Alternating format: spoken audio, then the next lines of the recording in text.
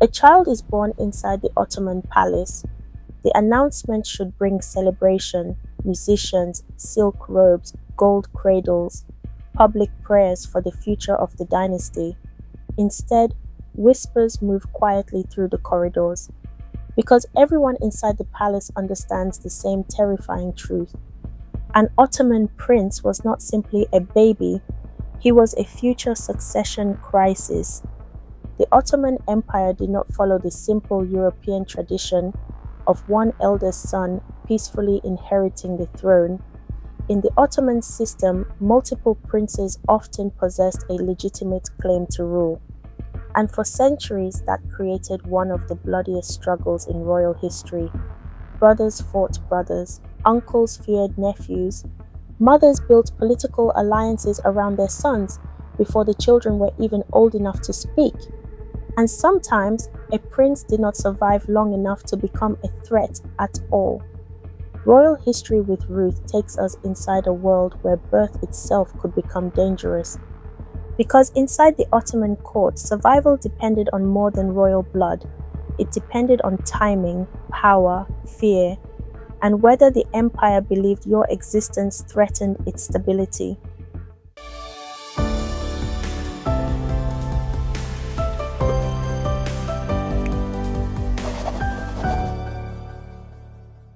The empire built on fear of civil war. The Ottoman Empire expanded across 3 continents. At its height, it controlled vast territories stretching through parts of Europe, the Middle East, and North Africa. Sultans ruled enormous armies, controlled sacred cities, and commanded one of the most powerful dynasties in the world. But hidden beneath the spectacle sat a recurring nightmare: succession. Who became the next sultan? In many European monarchies, the answer gradually became clearer through primogeniture, where the eldest son inherited the throne. The Ottomans operated differently for much of their history. Every prince technically possessed a claim, and that meant every prince represented potential rebellion. When a sultan died, the empire could descend into chaos astonishingly quickly. Rival princes gathered military support. Provincial governors chose sides. Armies marched.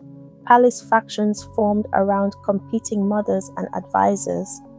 The empire had already experienced devastating civil wars during the 15th century. One of the most traumatic followed the defeat and capture of Sultan Bayezid I by Timur in 1402.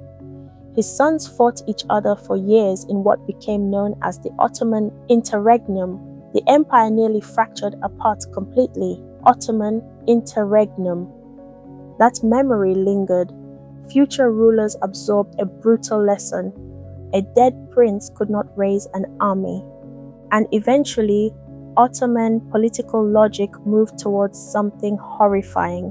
Controlled violence inside the dynasty seemed safer than uncontrolled civil war across the empire. Mehmed II changes the rules. The turning point often become associated with Mehmed II, the same ruler who captured Constantinople in 1453, also formalized one of the empire's darkest succession practices. Historical evidence suggests that during his reign, dynastic law increasingly accepted fratricide as politically legitimate. Ottoman legal codes associated with Mehmed allowed a newly crowned sultan to execute his brothers for the order of the world. That phrase matters. For the order of the world, not revenge, not personal hatred, political stability, at least in theory. The logic was brutally simple. One controlled act of violence now could supposedly prevent tens of thousands of deaths later during civil war. And from the perspective of Ottoman statecraft, this was not viewed merely as cruelty. Many officials saw it as practical governance, which is deeply unsettling because it meant palace executions could be discussed with cold administrative logic. The empire transformed family into political danger. A prince's existence became tied to military mathematics. Were princes really executed at birth? Not usually. This is where modern titles and popular retellings can become misleading. There is limited evidence that healthy Ottoman princes were systematically executed immediately after birth as a standard policy. In most periods, princes were raised, educated, and prepared for possible rule, but their lives remained permanently fragile, especially once succession struggles intensified. Some princes died extremely young during palace purges. Others were executed shortly after a new sultan took power. Infants and children were not automatically spared. And this is the part that shocks many people. Age often mattered less than political risk. One of the most infamous examples followed the death of Murad III in 1595. His son Mehmed III inherited the throne. Soon afterwards, 19 of his brothers were executed. Some were adults, some were children. The event horrified even contemporary observers. According to multiple historical accounts, the princes were buried together beside their father. Imagine the atmosphere inside the palace afterwards. Servants still moving quietly through corridors, court ceremonies continuing, imperial officials discussing state business, while mothers mourned children whose greatest crime was possessing royal blood. And honestly, it becomes difficult to think of many royal systems where family itself became this dangerous from the moment of birth. The role of the mothers. Inside the Ottoman palace, mothers understood the stakes immediately, particularly the women of the imperial harem. Popular imagination often reduces the Ottoman harem into fantasy and luxury. The reality was far more political. Women competed for influence because their son's survival depended on it. An imperial mother's position could rise dramatically if her son became sultan. She might eventually become Valid Sultan, one of the most powerful women in the empire. But if another prince inherited the throne first, her own child could become vulnerable overnight. So palace politics began astonishingly early. Education mattered, alliances mattered, relationships with eunuchs, advisors, and court officials mattered. Every birth quietly altered palace power dynamics. Royal history with Ruth follows moments like this, where survival inside the palace often depended less on affection and more on political calculation. The princes sent away. As Ottoman tradition developed, many princes were sent to govern provincial territories while still young. This served several purposes.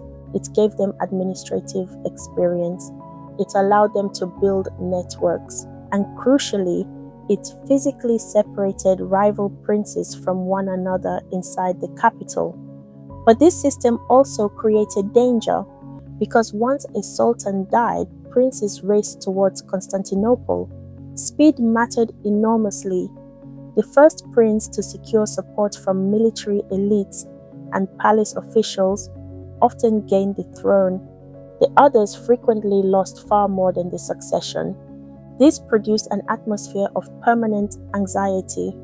A prince might spend years governing peacefully in a province while secretly understanding that one day a messenger could arrive carrying news that would determine whether he became emperor or execution victim, which frankly sounds like one of the least relaxing childhoods imaginable. The silence around palace deaths. Ottoman court culture often maintained strict ceremony around politically sensitive deaths. Executions inside the dynasty were usually handled carefully. Royal blood was considered sacred. Because of this, princes were often killed through methods designed to avoid spilling blood publicly, including strangulation with silk cords. The symbolism mattered. Even violence inside the dynasty followed ritual, and palace records sometimes remain frustratingly restrained emotionally. Official documents could describe catastrophic events with astonishing calmness. That emotional distance creates an eerie effect for modern readers, because behind formal administrative language sat devastated families, terrified mothers and children growing up fully aware that palace affection could disappear the moment political circumstances changed. Ahmed I changes the system. Eventually, even the Ottoman Empire began recognizing the dangers of constant fratricide. During the reign of Ahmed I in the early 17th century, succession practices gradually shifted. Instead of routinely executing brothers, the dynasty increasingly moved toward confinement. Princes were kept inside the palace in a section later associated with the term cafes or cage. This did not necessarily mean literal iron bars, but it did mean isolation. Princes could spend years confined from political life, separated from ordinary society, monitored constantly, and prevented from building independent power bases. Some eventually became sultans after decades of isolation, and the psychological consequences could be devastating. Several later Ottoman rulers appeared deeply affected by prolonged confinement and lack of political experience before suddenly inheriting immense imperial responsibility. The empire reduced one danger but created another. Instead of dead princes, it sometimes produced isolated rulers shaped by fear, loneliness, and political suspicion. History rarely removes cruelty cleanly. Sometimes it simply changes its form. Did the Ottomans think this was moral? This question still unsettles historians. Some contemporaries criticized dynastic executions openly. Others defended them as tragic necessity. Ottoman political thinkers often prioritized state stability above individual dynastic sentiment. Preventing civil war could be framed as protecting society itself. And to be fair, succession wars genuinely could devastate empires, but modern audiences naturally recoil from the human cost, because once survival of the state becomes the justification for killing children, moral boundaries begin collapsing frighteningly quickly. The official records describe many executions clearly. The emotional reality inside the palace remains harder to fully recover. The princes who grew up knowing. Perhaps the darkest part of all this was psychological. Imagine growing up inside the palace as an Ottoman prince. You receive elite education, servants bow when you enter rooms, tutors prepare you for kingship, poets praise your future. But beneath every ceremony sits another truth. Your brothers are both family and political rivals. If one inherits the throne, your own future may disappear overnight.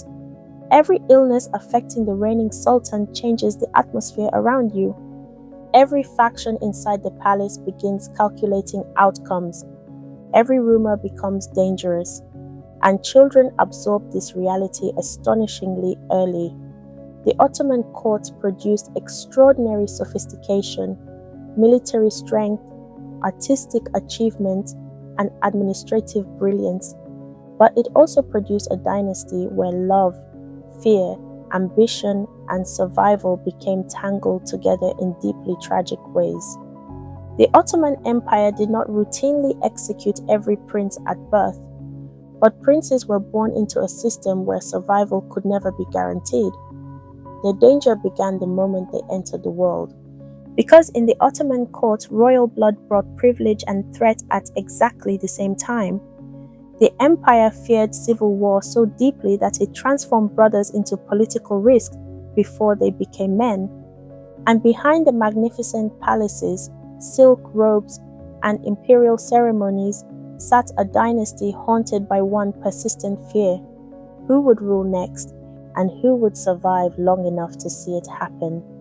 Do you think the Ottoman rulers genuinely believed these executions protected the empire? Or do you think fear inside the dynasty eventually became just as dangerous as civil war itself? Which seems more psychologically devastating to you: execution or spending decades isolated inside the palace waiting to discover whether you would ever become sultan. History still leaves difficult questions behind. I would genuinely love to hear your thoughts on this. And if you think Ottoman palace politics were brutal, another royal dynasty shaped by fear, succession, and survival is already waiting for you on screen now.